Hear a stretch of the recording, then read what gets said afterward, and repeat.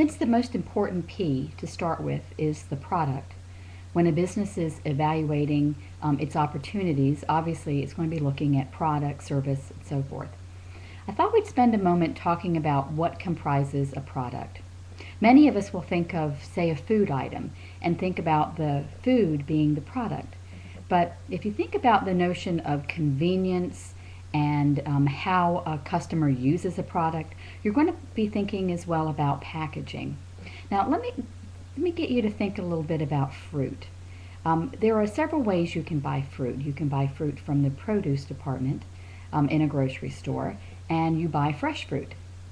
And then you either eat it raw or cook it, do whatever you want. You could also buy fruit from a farmer or a farmer's market and get it directly from the person who grew it. There's a buy local, for instance, movement afoot, that if you support local growers, that you're helping the local economy, and you're also getting a product that you are familiar with. But let's say you don't buy fruit fresh, and let's say you want to buy it in a package. Well, you could buy it dried, and you could buy it canned. I want to show you a product here. This is Del Monte clinged peaches. Now, what I want you to notice is that it's in a jar. Now, what is the difference between buying fruit in a jar and fruit in a can?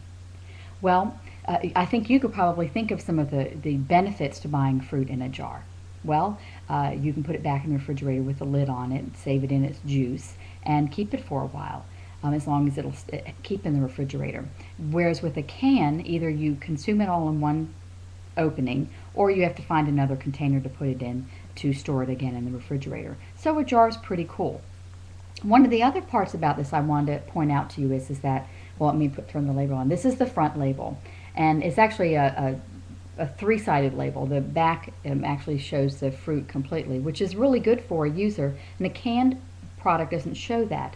But also on this jar, it has some information about the actual fruit and the company, a little bit about that. And then on the other side, it has what we have come to expect, and that's the labeling, the nutrition labeling. Now, we may think that nutrition labeling is a wonderful thing, and it is. And that is great that companies do that for us, but they're actually forced to do it by law. So I'm not saying companies wouldn't do it, but it is interesting to think about. So we get a lot of information from the packaging, and we're going to come back to that in a moment. So I'm going to show you another product. As you can see, some products I like. I've kind of gotten addicted to these emerald nuts. It comes in a kind of an unusual container, and that's what I want to talk about. This particular nut is an almond, one of my favorites. And this one is called Cocoa Roast. And it actually says at the bottom here, dark chocolate, yum. So it's dark chocolate flavor, but anyway, I like it. And so these almonds have this sort of baked on coating or something. And the almonds still taste somewhat raw. I mean, obviously most nuts we don't get are raw, they're roasted of some sort. So this has been roasted with sort of a cocoa dusting. This particular container is interesting in that I don't know if you can tell that it actually has a narrowing here. So it actually has sort of a way you can grab it and it won't slip out of your hands. It is kind of slick. On the back is the expected nutritional labeling, barcode, those kinds of things. Another thing about the company. And but on the top, I wanted to point this out, is that on the top it has this plastic, the whole thing is plastic. It's about, I don't know if you can tell, you can look at under my chin, you can see about how wide it is. It's about, I don't know, 8 inches tall. So when you screw the lid off, I'm not going to open this one yet, you actually have to peel off part of the top plastic because this entire label here is actually stretched across this dark green canister. You can actually see where the label ends right around the edge here. But it does come up around the top to give that safety seal. And it's called a Stay Fresh lid, so there's actually this little information about the benefit of this container. And so you screw the lid off, and then you still have this packaging and the information left on, and then you screw the lid back on. I actually like the lid because it's about a ½ inch tall. I actually pour nuts into the lid, and that's, to me, a serving size for me. And so then I know if I eat what's in the lid, I can't have any more, or else I'll get fat, right?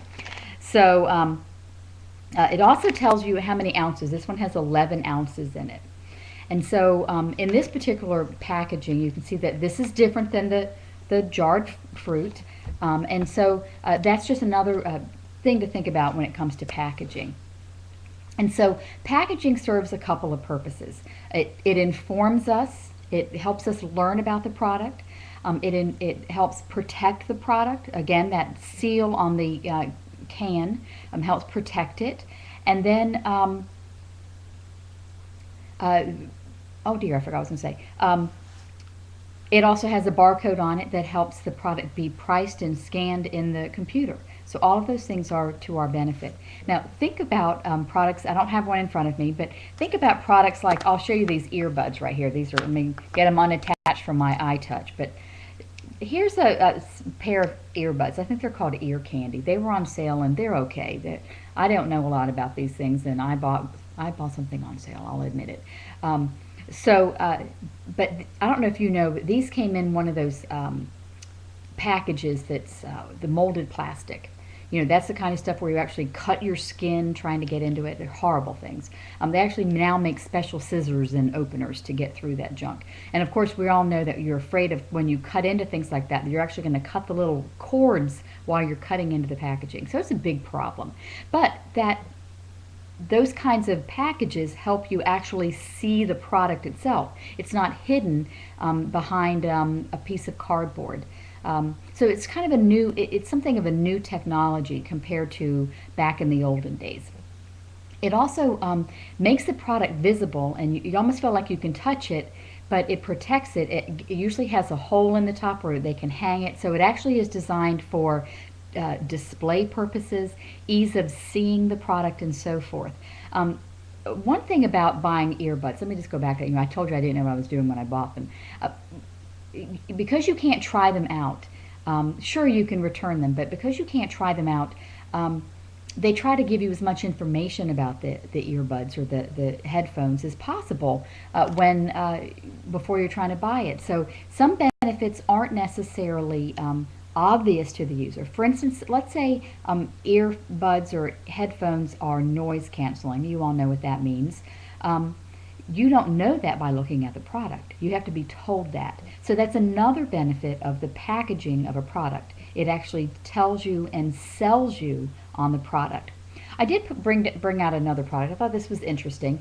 This is like sunscreen spray. It's called Sport Sunscreen Spray. It's SPF 50, and this is one where it actually tells you a lot about the product. It actually is considered a drug, so it has that drug fact labeling that we're familiar with. Tells you how to use it, avoid your eyes, so things like that, and broken skin. But it even has a promise on it, and that was the thing I wanted to bring up. We promise to make good products at good prices for good people. Enjoy. Thank you. And this is the product called Up and Up. We all know what the phrase up and up means. If someone is on the up and up, it means they're honest. And so Up and Up is a product that's sold by a store that we all are familiar with called Target. It's sort of like a store brand. It's a brand that I don't know if it's a store brand, but it's a brand that they're carrying. I don't really know the story behind it. That it is distributed by Target. Obviously it's manufactured by some other company. They've got a special deal. But it does say a lot of things on here that you would not know about the product unless you had tried it. So it's good to read these things. It mentions this kind of protection. It's water resistant. It's clear, rub-free formula, so it's not white. You know, we don't want that white stuff. It has fast and easy coverage. And then it has that SPF, and this one, of course, is 50 because we all want to protect our skin. But that's just another thing. I just want to talk to you about products, something you might not think about, something I would do in a live lecture in a class, talking about packaging and what it tells us about the product. It actually is part of the product. Going back, let me just explain this again. I can buy fruit in a grocery store in the produce section. I can buy fruit already prepared for me like this in a jar, or I can buy it in a can. And then I have to make a choice as a customer which product I'm buying, because I'm now no longer buying just peaches. I'm buying a jar of peaches or a can of peaches. And that kind of packaging has to do a lot with how I'm going to use the product and how I view the product. And so the packaging becomes part of the product and part of the shopping and decision experience of the consumer. That's all I have for you right now on product.